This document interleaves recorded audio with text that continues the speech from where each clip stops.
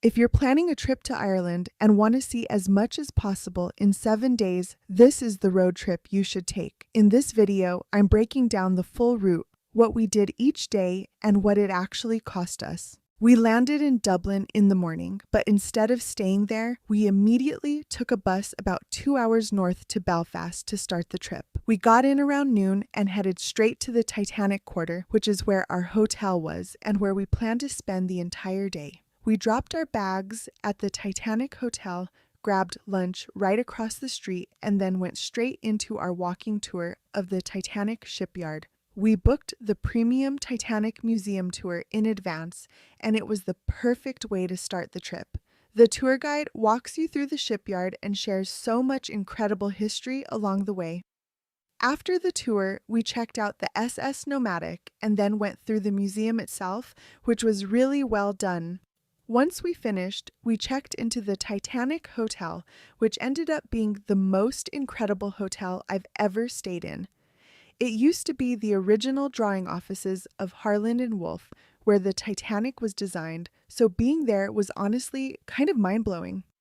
We had a delicious dinner that night in Drawing Room 1 and just took it easy after a long travel day. Day 2 was packed and took a little bit of strategy to pull off, but the bus rides gave our jet-lagged selves a chance to get a few naps in. We booked a half-day tour that took us up along the coast of Northern Ireland to see the Giant's Causeway, which is an absolute must-see. The rock formations are so unique, and it's definitely one of those places you just have to see for yourself. We're big Game of Thrones fans, so even though we didn't get to visit the filming locations, we made sure to do the studio tour with transfer from Belfast.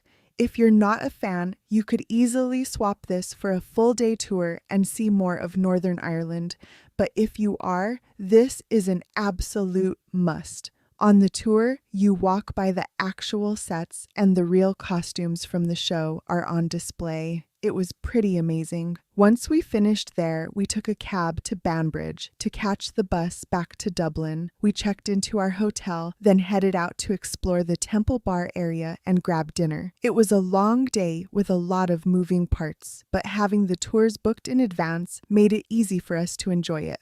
Day 3 was our full day in Dublin, and we packed in as much as we possibly could. The Dublin portal was actually right by our hotel, so it was really cool to see in person. We started the day by taking a bus to Kilkenny jail, and this ended up being one of the most powerful and memorable experiences of the entire trip. It gives you a really deep look into Ireland's history, and you definitely need to book this in advance because spots are limited.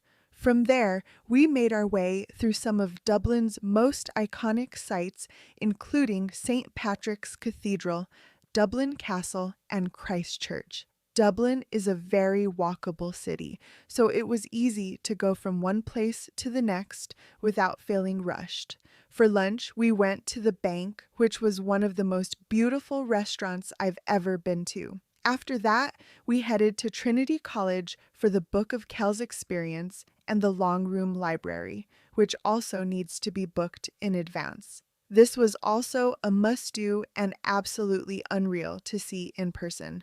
Our last tour was at the Guinness Storehouse, which is just something you have to do while you're in Dublin. It's a really well-done museum and such an iconic experience. When you book this in advance, make sure you add a stoutie. That's where they print your photo on a Guinness. We ended the evening with dinner at the Harry Lemon and spent the rest of the evening just walking around the city. On day 4, we picked up our rental car early at the airport and officially started our road trip across Ireland. Driving on the left side definitely takes time to get used to. We made our way to Galway, stopping first to pick up a traditional claddagh ring and then continued on to the Connemara region. Kylemore Abbey was a must-see and honestly one of the most beautiful places we visited the entire trip. On the way back, we stopped in a small town for lunch and there happened to be live Irish music. Once we got to Galway, we checked into Hotel G, which was one of the most beautiful hotels we stayed in. It seriously looked like it came straight out of a magazine. After a long day of driving, we took a bus into downtown Galway, walked around, and just enjoyed the music and the atmosphere. If you can, I would definitely recommend adding an extra day here so you can really experience the area. Day 5 was easily one of the most scenic days of the entire trip. We started at the cliffs of Moher, and honestly, no photo or video really prepares you for how massive and stunning they are in person. After exploring from the top, we took a ferry from Dublin to see the cliffs from the water, and this was such an incredible perspective. It was absolutely worth it, and definitely something I would recommend booking in advance. From there, we continued the drive and made a stop at Grangestone Circle near Limerick. Killarney was our final destination for the day, and when we arrived at the Lake Hotel, our jaws dropped. The grounds are stunning. The hotel sits right next to a castle ruin and a loch, which just truly leaves you breathless. The room itself could use a little updating, but the location alone makes it worth it. If you have the time, I would definitely add an extra day here to do the Ring of Kerry or just enjoy the hotel and the surrounding area. We had dinner in Killarney that night, and the next morning enjoyed the most iconic Irish breakfast looking over the grounds. Can't lie, we had a hard time leaving this one.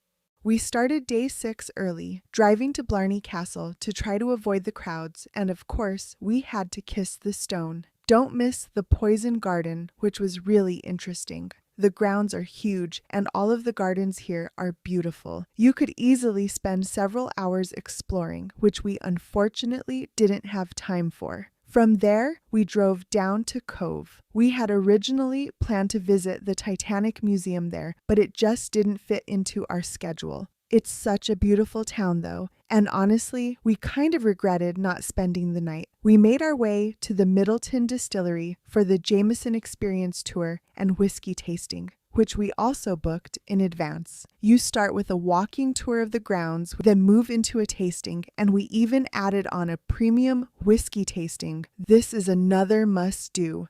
We finished the day by checking into our hotel in Cork and went straight to bed. We were completely exhausted.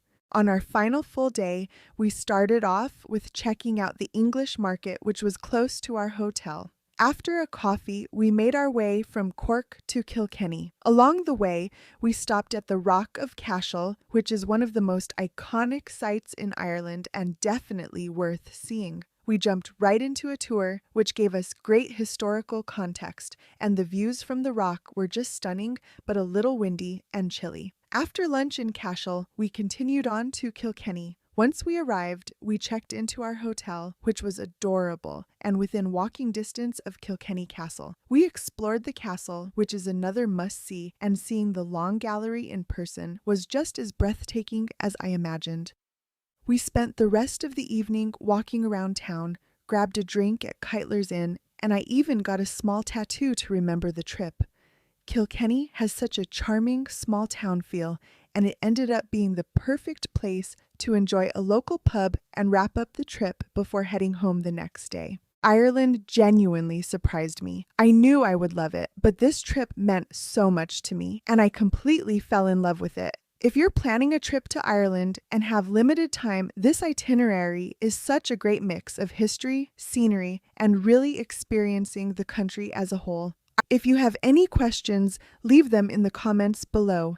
And if you want a more detailed look at any of these stops, I've linked all the full videos below. See you soon!